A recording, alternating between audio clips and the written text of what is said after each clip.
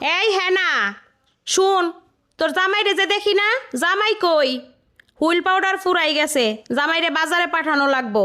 এই ধর 100 টাকা, জামাইরে দিয়া তাড়াতাড়ি আনাইবি, রোজ যাইব গা, কাপড় ধুইয়ে আবার রোদ্রে শুকানো লাগবো, মনে থাকে যেন।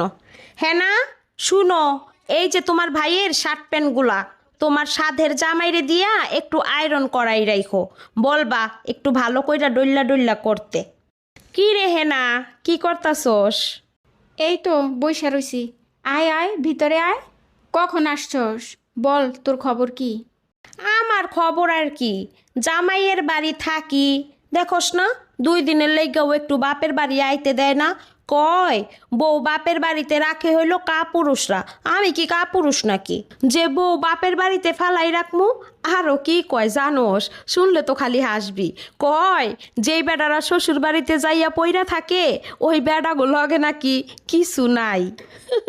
তুই কি কথাগুলো আমারে শোনানোর জন্য কইতাছস? আস্তাগফিরুল্লাহ, কি যে কস না, তুই তো আরো ভালো আসোস, কষ্ট কইরা আর বাপের বাড়ি আসা লাগে না, বাপের বাড়ি পইরা থাকোস। আচ্ছা যাই রে, ভালো থাকিস। শাশুড়ি আবার ফোন দিয়া পাগল হইয়া যাইতাছে বাড়িতে যাওয়ার জন্য। দুনিয়াতে এত মানুষ মরে, আল্লাহ শুধু আমারই চোখে দেখে না।